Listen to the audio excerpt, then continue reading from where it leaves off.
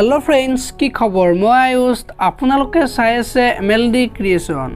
ৰং চেনেলত সম্প্ৰচাৰিত হৈ থকা অপৰাজিতা ধাৰাবাহিকখনৰ আজিৰ খণ্ডটো চাবলৈ বহুত বেছি ইন্টাৰেষ্টিং হ'ব কিয়নো যোৱাটো খণ্ডত অপৰাজিতাই দাদাকৰ আগত আপুনি আমাৰ জ্যেষ্ঠ দেউতাৰ মৃত্যুৰ পিছতে আপুনি আমাৰ মুৰব্বী হে আপোনাৰ কথা আমি অৱমাননা নকৰো কিন্তু ক্ষমা কৰিব দাদা আজি মই অৱমাননা কৰিম কাৰণ এইখন ঘৰ দেউতা ইমান ডাঙৰকৈ সজাৰ এটাই উদ্দেশ্য আছিল কাৰণ তিনিওজন ভাই ককাই একেলগে থাকিব পাৰে যদি তিনিওজন ভাই ককাই একেলগে নাথাকে তেতিয়া পৰিয়ালটো ভাঙি টুকুৰা টুকুৰ হৈ যাব বুলি কৈছিল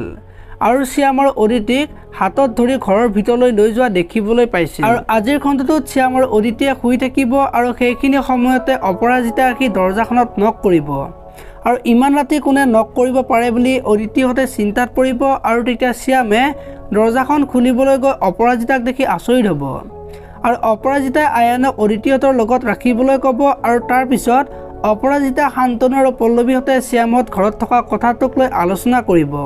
এতিয়া বাৰু পল্লৱীয়ে কি ক'ব জানিবলৈ চাই থাকক অপৰাজিতা নামৰ ধাৰাবাহিকখন নিবেদিতাই যে অকলে অকলে কান্দি থাকিব আৰু ভাবিব অদিতিৰ লগত শ্যাম আছে আৰু এখন ঘৰ আছে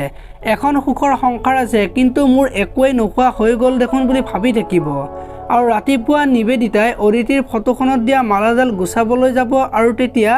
দাদাকে দেখিব এতিয়া বৰ নিবেদিতা কি ক'ব দেখিবলৈ পাব আজিৰ খণ্ডটোত